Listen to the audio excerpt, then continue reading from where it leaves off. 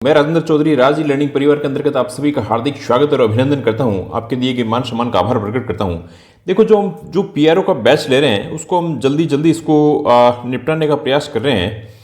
देखो, जो part B है, पार्ट बी के अंतर्गत अपन ने कुछ टॉपिक्स जो पिछली क्लासेस के अंतर्गत देख लिए हैं, और यदि नहीं देखे हैं तो जो राज ई लर्निंग है यूट्यूब चैनल है उसको सब्सक्राइब करके आप देखना प्रारंभ कर दें।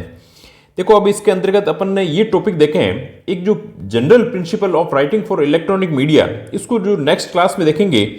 आज की क्लास जो हिस्ट्री ऑफ इंटरनेट है उसी से जो रिलेटेड है, एक छोटा सा टॉपिक है वर्ल्ड वाइड वेब।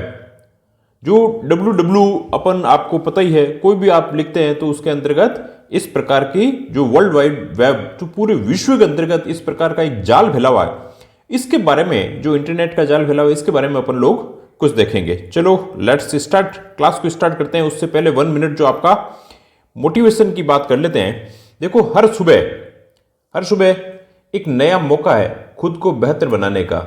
कभी भी जीवन के अंतर्गत देखो बहुत सारी असफलताएं मिलती है, और हर दिन अपन को ये सोचते हैं कि जो गलतियां हो गई या जो अपन ने किए अपन ने अच्छा नहीं कर पाए, उसके बारे में ज़्यादा अपन को रिग्रेट और ज़्यादा सोचने की जरूरत नहीं होती है। और अर्ली मॉर्निंग के अंतर्गत अपन को ये सोचना चाहिए कि अब हम अपने पूरे आत्मविश्वास के साथ में काम करें, और ये एक सोच ही आप में सकारात्मकता देती है, आपको एक बेहतर इंसान बनने के लिए प्रेरित करती है, और आप में एक जो जज्बा है वो हमेशा कायम रहता है। तो दिन की जो शुरुआत है, हमेशा ये सोचें कि आज का दिन मेरे लिए बहुत ही अच्छा है, बेटर है, और इसी पॉजिटिव जो थॉट है वो थॉट ही हमारे लिए काम आता है। चलो हम क्लास को स्टार्ट करते हैं फटाफट। देखो, सबसे पहले किसी भी चीज़ को, टॉपिक को समझने से पहले वो क्या है, उसके अंतर्गत किस प्रकार मतलब अपन कहें ना, जो 5 जो डब्ल्यू वर्ड है, ठीक ना। जैसे सबसे पहले ये क्या है, ये है क्या, इसके बारे में अपन को जानकारी चाहिए होती है। फिर अपन देखते हैं कि भाई इसकी जानकारी अपन को कहाँ से मिलेगी, ये है क्या। फिर उसके बाद में उसके अंतर्गत क्वेश्चन बनते हैं, वाई, ये क्यों पढ़ रहे हैं। इसके अलावा जैसे व्हेन, कब कौन कौन सी घटनाएं घटी कर्मिक रूप से, और ये किस प्रकार से काम करती है, हाउ। ये जो 5 अपने WH वर्ड है, इन 5 WH वर्ड के आधार पर ये अपन पढ़ने का, किसी भी चीज को पढ़ने का प्रयास करते हैं। तो चलो अपन इस क्लास को शुरू करें। हाँ, तो ये क्लास आपको राज ई लर्निंग जो टेलीग्राम चैनल है वहां पर आपको ये क्लास की जो पीपीटी और क्लास वहीं पर दोनों मिल जाएगी। सबसे पहले देखो, वर्ल्ड वाइड वेब जो डब्ल्यू है, ये क्या है। क्या सबसे पहले तो क्या है, ये एक सूचना प्रणाली है। अपन को किसी भी चीज की सूचना देने का काम करती है, वो कौन सी है, वर्ल्ड वाइड वेब है। यह आपसे क्वेश्चन एमसीक्यू के अंतर्गत पूछा जा सकता है। जो इंटरनेट पर हाइपरलिंक, देखो लिंक का मतलब ये होता है जोड़ना, और जो हाइपरलिंक है, जो वेब पेजों को, जो कोई भी वेबसाइट है उसके पेजों को जोड़ने का काम करता है, वो इसका काम क्या है, ये वर्ल्ड वाइड वेब के द्वारा की जाती है। इसके माध्यम से डेटा को जोड़ा जाता है। ये टेक्स्ट, इमेज, वीडियो और अन्य डिजिटल सामग्री को वेब ब्राउजर के माध्यम से एक्सेस करने की सुविधा देता है। जैसे आप वेब ब्राउजर के अंतर्गत आप या तो मोजिला फायरफॉक्स पर खोलते हैं, या गूगल क्रोम पर खोलते हैं, या एक्सप्लोरर पर खोलते हैं। जैसे ये तो आपके क्या हो गए, वेब ब्राउजर हो गए। अब जैसे ब्राउजर के अंतर्गत कोई चीज खोलने का प्रयास करोगे, किसी भी वेबसाइट पर जाने का प्रयास करोगे, तो वो सीधा सीधा क्या है, वो हाइपरलिंक के द्वारा ये इसको जोड़ करके फटाक से आपको वो सूचना बता दी जाती है। तो इसके बारे में कुछ है कि ये है क्या, ये एक सूचना प्रणाली है जो वेब पेजों और अपने जो इंटरनेट पर है, हाइपरलिंक और वेब पेजों के माध्यम से डेटा को जोड़ने का काम करती है। मुख्य इसका काम क्या है, डेटा को जोड़ने का कार्य है। चलो फटाफट देखते हैं ये काम कैसे करता है। भाई सबसे पहली चीज ये किस प्रकार से काम करता है। देखो, अब सबसे बड़ी चीज होती है, ये क्या है, आपके इंटरनेट है। ये क्या है, इंटरनेट है।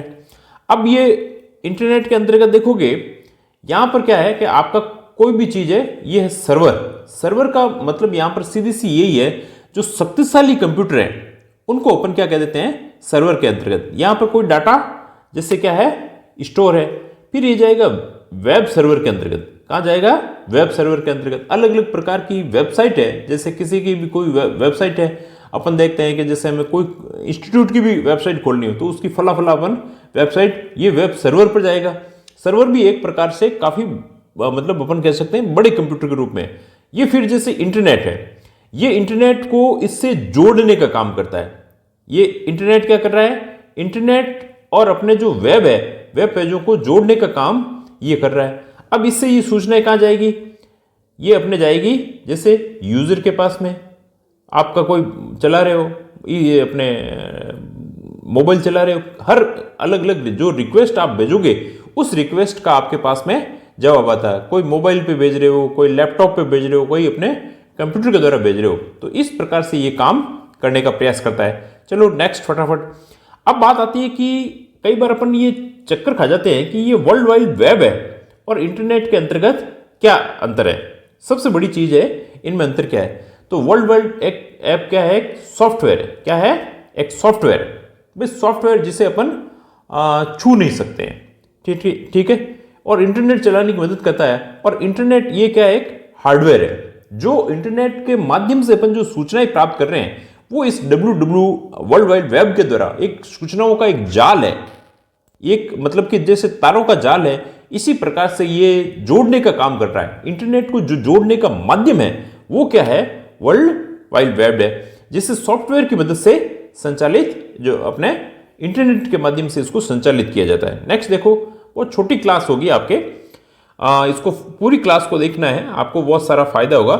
अब इसके इतिहास की बात करें, देखो यहां से क्वेश्चन पहले भी मैंने आपको बताया था, आरपीएससी के अंतर्गत क्वेश्चन पूछा हुआ है। 1989 के अंतर्गत इसे जो बनाने वाले थे वो थे टिम बर्नर्स-ली। ये क्वेश्चन आया हुआ है जो पीआरओ के अंतर्गत है, 2019 के पेपर के अंतर्गत ही आया है। और इन्होंने कहां पर किया था, ये सर्न एक जगह है, सर्न अपने आती है European organization for nuclear research. CERN एक बहुत बड़ी वेधशाला है, यूरोप के अंतर्गत आई हुई है, उसके अंतर्गत इन्होंने विकसित किया था। इस जो इसके इतिहास की बात करें, सबसे पहले इन्होंने जो वर्ल्ड वाइड वेब बनाने का काम किया था वो 1989 के अंतर्गत किया था। इसका उद्देश्य वैज्ञानिकों के बीच में सूचना साझा करने का एक आसान तरीका था, मतलब एक लिंकिंग सिस्टम आ गया जिससे सारे जो सूचनाएं हैं, आप किसी भी जो वेब पेज पर जाओगे वो ये जोड़ने का काम करके आपको सूचना देने का काम करता है। ठीक है, फिर प्रमुख आविष्कारक कौन कौन है, 1990 के अंतर्गत पहली क्लास में भी देखा था वैसे, वेब सर्वर जो सर्न HTTP द्वारा पहला वेब ब्राउजर विकसित 1990 के अंतर्गत किया गया। 1991 के अंतर्गत पहला वेब पेज जो था ये भी उसी सर्न जो अपने वेधशाला थी, एक अपने प्रयोगशाला थी, उसी प्रयोगशाला के अंतर्गत लॉन्च किया गया था 1991 के अंतर्गत। जो ब्राउजर बनाया गया, जैसे अपन जो आप देखते हो गूगल क्रोम वगैरह, ये ब्राउजर 1993 के अंतर्गत मोज़ेक ब्राउजर लॉन्च किया गया था, जो ये ग्राफिकल वेब ब्राउजिंग थी। 1994 के अंतर्गत नेट एस्केप नेविगेटर लॉन्च किया गया, जिसका उपयोग इंटरनेट उपयोग को लोकप्रिय बनाया गया था। ये इस प्रकार के क्वेश्चन आपके पीआरओ में एमसीक्यू के अंतर्गत पूछे जा सकते हैं। 1995 में माइक्रोसॉफ्ट इंटरनेट जो एक्सप्लोरर है, जो एक प्रकार का वेब ब्राउजर ही है, ये कंप्यूटर में वेब एक्सेस में आम हो गया। अब इसके बाद में 1995 के बाद तो इसकी एक क्रांति सी आ गई थी। अब इसके प्रमुख घटक कौन कौन से होते हैं, इस वर्ल्ड वाइड वेब के प्रमुख घटक कौन कौन से हैं। सबसे पहला वेब ब्राउजर, ये एक सॉफ्टवेयर है। वेब ब्राउजर क्या है, जैसे मोजिला है, ये आपके फायरफॉक्स है, इंटरनेट एक्सप्लोरर है, गूगल क्रोम है, ये सारे क्या है, वेब ब्राउजर सॉफ्टवेयर है जो वेब पेज खोलने और दिखाने का काम करते हैं। आपको कोई जानकारी चाहिए तो आपको सबसे पहले इसी के अंतर्गत अपन को जाना पड़ता है, सफारी वगैरह, ये सब इसके वेब ब्राउजर कहलाते हैं। नेक्स्ट बात आती है सर्वर की।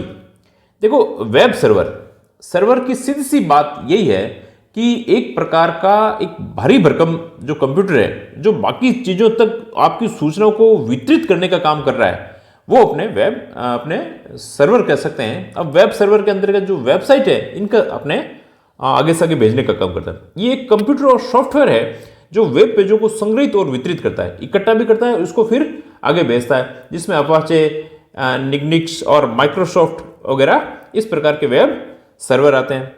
फिर एक देखो इसका कोई भी चीज होती है, जैसे आपको किसी के घर जाना है तो सबसे पहले अपन को किसकी जरूरत होती है? एड्रेस की जानकारी होती है। भाई आपको कोई फला आरपीएससी की साइट पर जाना है तो आपको क्या है, ये यूआरएल की जरूरत होती है। तो यूनिफॉर्म रिसोर्स लोकेटर ये एक एड्रेस है। ये क्या है? एड्रेस है। ये वेब पर किसी वेबसाइट या वेब पेज को अद्वितीय पता है। ये पता का मतलब एड्रेस है। उदाहरण आप जैसे www.google.com पर चले गए हैं। नेक्स्ट बात आती है HTTP और HTTPS hyper text transfer protocol. देखो यहां से यही पता चल रहा है, हाइपर टेक्स्ट जो आपके टेक्स्ट है उसको ट्रांसफर करने का एक प्रोटोकॉल का मतलब होता है किसी भी चीज को अपन को जो नियम है, कानून है, वो इस प्रकार के अपन कह सकते हैं कि भाई ये किस प्रकार से सूचनाओं को, डाटा को इधर से इधर ट्रांसफर करेगा। एक जो सिस्टम बना हुआ है उसी को अपन ने HTTP कहा है। ये एक प्रकार के इंटरनेट की जो HTTP है ये रीढ़ की हड्डी है। इसे रीढ़ की हड्डी भी कहा जाता है। कई कई जगह पर ये लिखा जाता है कि इंटरनेट में रीढ़ की हड्डी क्या है, रीढ़ की हड्डी क्या है। देखो आपके MCQ टाइप के क्वेश्चन बनते हैं तो इनमें ये भी इस प्रकार के बातचीत मतलब इस प्रकार के क्वेश्चन आ सकते हैं।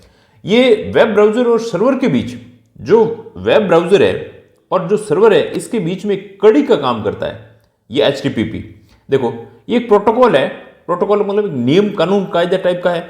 जो ब्राउजर और वेब सर्वर, जो सर्वर है आपके और जो ब्राउजर है, जो अपन अभी बात की थी जो मोजिला फायरफॉक्स है, इसके बीच में जो डाटा ट्रांसफर को नियंत्रित करने का काम करता है। ये HTTPS और SS ये TCL एनक्रिप्शन होता है जिससे डाटा सुरक्षित रहता है। जैसे आपने देखा होगा आपके जो गूगल वगैरह अपने व्हाट्सएप वगैरह पर लिखते हो डाटा एनक्रिप्टेड, मतलब ये इसको सुरक्षित करने का काम करता है कि इस प्रकार की लैंग्वेज में लिखा जाता है कि कोई इसको रीड नहीं कर सके। नेक्स्ट बात आती है HTML। ये एक लैंग्वेज है, हाइपर टेक्स्ट मार्कअप लैंग्वेज। देखो इनकी जो फुल फॉर्म है वो भी आपको आनी चाहिए। H का मतलब हाइपर टेक्स्ट मार्कअप लैंग्वेज। ये एक वेब पेज डिजाइन करने में प्राथमिक भाषा है। HTML क्या है? प्राथमिक भाषा है। इसका काम क्या है? ये अपने जो जावा स्क्रिप्ट उपयोग में वेब पेज को आकर्षक और इंटरेक्टिव बनाने का काम करती है। मतलब कि कुल मिलाकर के ये कोडिंग के रूप के अंतर्गत लिखी जाती है। जब किसी वेबसाइट पेज के अंतर्गत अपन को पहुंचते हैं तो ये इस भाषा, एक कोडिंग भाषा के अंतर्गत लिखा जाता है। उसी को अपन क्या कहते हैं? HTML कहा जाता है। फिर नेक्स्ट बात आती है इस वर्ल्ड वाइड वेब का विकास किस प्रकार से हुआ। यहां से क्वेश्चन बनने की थोड़ी कम संभावना है, फिर भी आप इसको देख लीजिए। 1990 से 2000 के अंतर्गत प्रारंभिक वेब 1.0 ये स्तर वेब पेज होते थे और इंटरेक्टिव फीचर और सोशल मीडिया यहां पर पहले नहीं थे। 2000 तक सोशल मीडिया का नहीं था। यो गूगल, अमेजन जैसी कंपनियां उभरी। 2000 से 2010 के अंतर्गत इंटरेक्टिव वेब 2.0 आई। इसमें मतलब वेबसाइट के अंतर्गत जो सुधार हुए थे, स्वयं कंटेंट बना सकते हैं। इसमें YouTube, Wikipedia, Facebook, social media, online shopping, blogging वगैरह की प्रक्रिया हुई। 2010 से वर्तमान तक की बात करें तो अब क्या सिस्टम आ गया? AI, आर्टिफिशियल जो इंटेलिजेंसी का एक जमाना आ चुका है। ब्लॉकचेन सिस्टम जो अपने क्रिप्टो करेंसी वगैरह है वो ब्लॉकचेन सिस्टम पर काम करती है। IoT जो इंटरनेट ऑफ थिंग्स है इसका उपयोग बढ़ा है। Smart web applications, cloud computing अपन एक प्रकार से कह सकते हैं कि सारा कंप्यूटर का डाटा है वो एक जगह पर क्या होता है?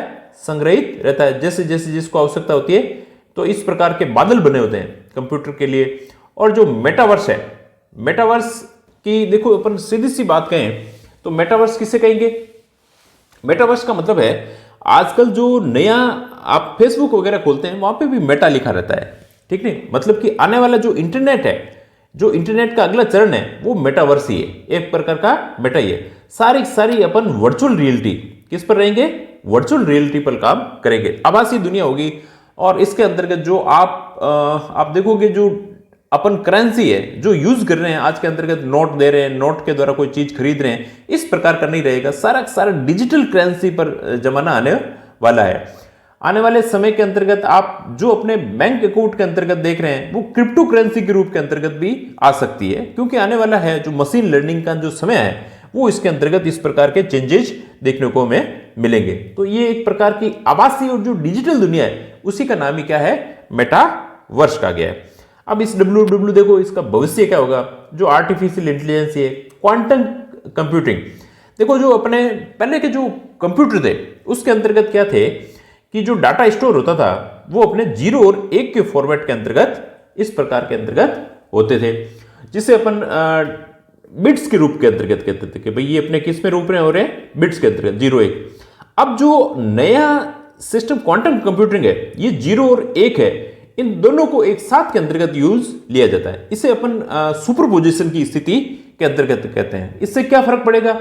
इससे सबसे बड़ी चीज तो एक तो गणनाएं हैं वो बहुत तेज हो जाएगी, जो क्रिप्टो करेंसी काम कर रही है, जो एआई सिस्टम है वो सारे के सारे इस क्वांटम कंप्यूटिंग पर ही है।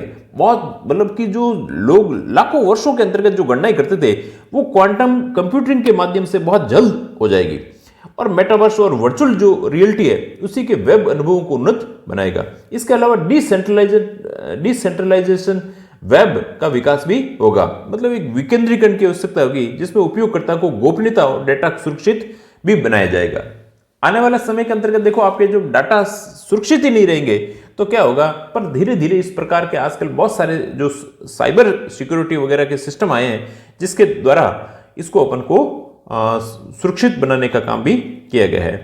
तो इस टॉपिक के अंतर्गत कुछ कुल मिलाकर के यही महत्वपूर्ण चीजें हैं जिसको मैंने अभी आपको बता दिया गया है। यहीं से यदि कोई भी क्वेश्चन बनेगा तो यहीं से बनने की संभावना सबसे ज्यादा है।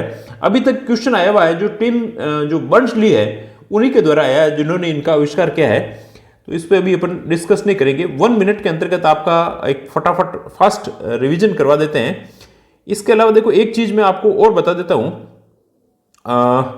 आपको क्या करना है, यदि ये आपको पीडीएफ चाहिए तो राज ई लर्निंग जो अपना टेलीग्राम चैनल है उसको सब्सक्राइब करके ये आप पीडीएफ वहां पर प्राप्त हो जाएगी आपको। देखो वर्ल्ड वाइड वेब क्या है, एक सूचना प्रणाली है, और ये इसका काम क्या है, ये इंटरनेट पर हाइपरलिंक और वेब पेजों के माध्यम से डाटा को जोड़ने का काम करता है। सबसे पहले ये काम किस प्रकार से करता है, जो डाटाबेस सर्वर है उसको वेब सर्वर और ये आपस में इधर उधर चलते रहते हैं।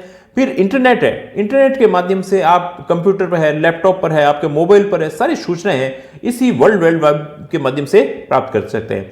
इंटरनेट क्या है, इंटरनेट हार्डवेयर है, जबकि वर्ल्ड वाइड वेब क्या है, एक प्रकार का सॉफ्टवेयर है। नेक्स्ट इसी के अंतर्गत आप देखोगे,